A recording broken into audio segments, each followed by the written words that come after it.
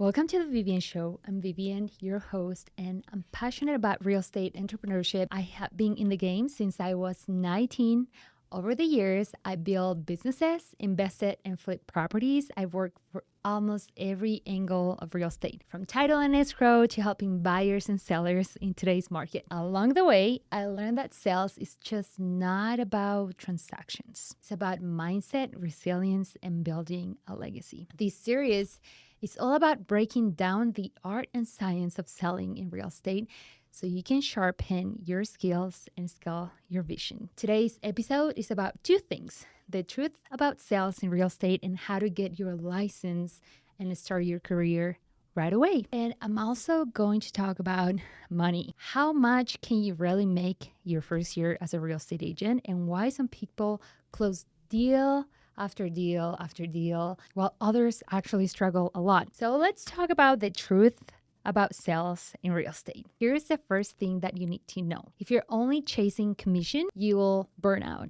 Real estate can be one of the most fulfilling careers in the world, but only if you have a purpose behind it. Now, let's break down the type of sales you will actually be doing as a real estate agent. First one is relationship-driven sales, building trust so people refer you to their family and their friends, right? The other one is advisor role. You're just not showing homes, you're guiding people through one of the biggest financial and emotional decisions in their lives. The other one is negotiation heavy sales. You'll have to negotiate constantly with clients, agents, and other people within the industry. So to success, you need to have very strong communication skills, the ability to set expectations, for instance, empathy, being kind, and the confidence to handle tough conversations. But here's the kicker. This business will test you. You have to be resilient and almost delusional when you're first starting up. So to keep pushing through slow seasons, rejections,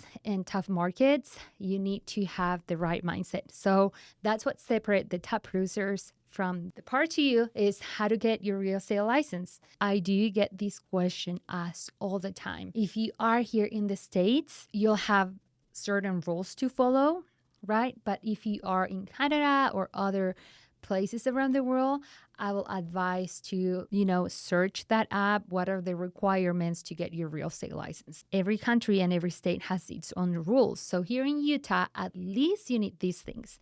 Be at least 18 years old, complete 120 hours coursework, pass the state and national test of real estate, and choose a broker that you can hold your license under. The cost isn't that crazy, right? Especially compared to starting your business. Real estate is one of the few businesses that you don't have to have a lot of money up front to start up your business. You do have to have some savings. Yes, because most likely you're not going to close anything right away. And even if you do, it takes a few months, like any business, to grow that, right? But you do need money for your real estate school. This is something that I'll advise to actually not go crazy on real estate school. I did mine for free through Ordi Academy. I'll put it on the description. I made my own flashcards, practice test, tons of practice tests, and I passed. I really didn't spend crazy amount of money on my real estate school because you're barely going to see that in real life. Okay. So remember, the license is just the entry ticket. The real game is real estate and sales. So that being said, I'll say study as much as you can, do a lot of practice tests, flashcards, try to use RD Academy. If you're in Utah, Nevada, or Texas, you will be able to use those tools for free. Once you hit your 120 hours, you'll get a certificate. Then you'll have to take it to the testing center. And then on the testing center, once you pass the test, you'll get all the information to what's next. Then you have to do the fingerprinting. That has some cost, and also getting your license, the fingerprinting, and all of that. Having access to the MLS, I'll say is between $1,800 to $2,500 because you need to have access to the MLS to be able to show homes. These are things that people don't tell you. And you also have to pay your yearly dues depending on the state that you are in to be able to have an active license. Now, this being said, as you can see, this is not selling sunset. It's a lot more than that. So it's actually running a business. If you start real estate, my advice is to treat this as your business since day one. Try to get your business account in your bank, try to have everything separate. And I'm not gonna go deep into owning a business things because this is about the first steps about getting your real estate license, right? So how much can you really make your first year? And here's the truth. Your first year can look completely different depending on your effort. Sales is one of the few careers that you can actually change your life like this, but you need to work really hard. So it depends on the effort that you put. If you choose a team, if you don't choose a team, the market that you're in, or if you're flying solo. So let's get some numbers straight. The average real estate agent in the US makes around $50,000 a year. But that number is misleading because many agents drop out in the first 2 years, 18 months of first 2 years. So some agents barely make a few $1,000s in the first years. However, others can make thousands of dollars in their first year, okay? So you can make easily 6 figures within the 12 months, but you need to be really smart on your experience. You have to be very truthful to yourself. If you have a sales background, if you have certain skills that they're going to help you out. So now let's break down in Utah. These are just different scenarios. I'm not saying this is actually it, but it's very close to what you can make. Okay, so in Utah right now, the average home price is around $550 for a single family home. So if you're representing the buyer or seller on your side, the commission can be up to 3%, right? That's the average. So that's about $16,500 in gross commission in one deal. If you're on a team, you're splitting that. And that's what people don't tell you. Okay, so if you're seeing Selling Sunset or I don't know, or people like that, they're awesome. I'm on a team and I have to cut my commission because we have a split as well, okay? So if you're in a team, let's say that you're splitting 50-50, just for basic numbers, okay? You split your commission 50-50 with your broker or team, and that puts you about $8,250 in your pocket after the split before taxes. So if you do one deal a month with that split, right, it's about $8,000, okay? If you do one deal a month for 12 months, that's $100,000 a year. If you do 2 deals a month, right, okay, for a year, that's double, right? It's $200,000. If you do 3 deals a month, it's about $24,000 a month, which I have done 5 deals a month. And it's a lot more than $24,000 because I'm just giving you the basics on purchase price. The more you do on volume, right, or purchase price, the higher the commission. So 3 deals a month right away, okay? So when I started real estate, I didn't do anything. I didn't put actually anything under contract until probably my 3rd month, okay? My first month was getting my license, doing everything that I needed to do to be in compliance and get everything, all the paperwork right away, then joining a team. I actually interviewed more than 10 brokers around the valley to see which one I wanted to join in. A lot of people say, hey, I just got hired by this broker real estate team. It's not that much like that. I will say you're the one actually splitting the commission. So you're hiring them to teach you and give you those tools, right? A lot of people don't close 2 or 3 deals a month right away. But if you are on a team, this is what I can say on your first year. You're going to get training, you're going to get leads and systems. If you're joining a team and they're not giving you that, then that's a red flag, right? So you can hit consistent closings faster than someone who goes solo and spends 6-12 months just trying to figure things out. The other question I get asked a lot is team versus solo. What's the right move, right? You want to get more commission, but get 1 or 2 deals every 2 years? Or do you actually want to have enough reps to give you confidence and give you that statement on this industry? So when the time comes and you have opportunities like these, you're able to take them, right? So this is honestly one of the biggest decisions you should make starting out. When you're like thinking about getting your license, think about, should I join a team or should I go solo? Okay. So going solo sounds appealing, not gonna lie, because you keep 100% of your commission. Okay. That's what they say. But it's not really 100% because some brokers, they have a cap. Okay. Some brokers will charge you a flat fee. depending on the broker that you're choosing, when you are interviewing them, ask them, okay, what's your cap? What are your fees? What's your transaction fee? Do you have a transaction coordinator? Lots of things to ask, right? So you're probably not going to have to split 50-50. Okay. My team, it's not only 50-50. If you want to know more about my team, it's a lot better than 50-50. Let me tell you, they offer a lot of things and it only gets better and better. Okay. But here is what most people don't realize. You'll spend more money on marketing if you're flying solo.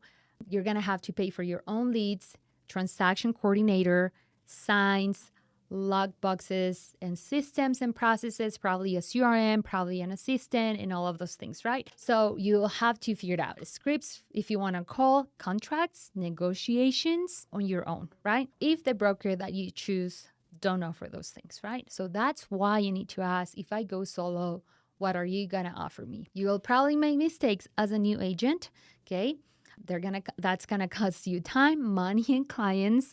And trust me, we all make mistakes. Even very seasoned agents, every transaction is different. So on a team, yes, your split and your commission will be a little higher, but in exchange, you'll get resources that will set you on this career for success. In my case, my team gave me steady flow of leads, a CRM that tracks every single client, email system, a transaction coordinator to handle my paperwork. And she's amazing. I wouldn't be able to do that many transactions without her. So having a TC, it's really important, okay? And multiple trainings every week. I have team meetings, a lot of meetings. I have a lot of trainings. And even though I have done a lot of transactions, for me, that doesn't mean I'm going to sleep on my laurels, right? I'm going to keep going to those trainings because if you think about it, the best people in the industry are always educating themselves. They're always going a mile ahead than everyone else. I try to go to those sales and team meetings and whatnot, because you never know what you're going to learn. And also having a team and more people on the same scope that you're in, it helps a lot. Also, my team is really competitive. It's one of the best teams, not only in the nation, but here in Utah, and being part of the top producing team. And not only that, but me on the top producing, I'm very competitive. That makes me really happy and pushes me every month, every week, every day, every year to hold myself to high standards, right? So as I say, we have sales meetings, trainings, and accountability. That doesn't mean that you stop working on your own network, but I still build my business through my sphere of influence, right? Have a flow of leads nonstop from my team, plus all these trainings.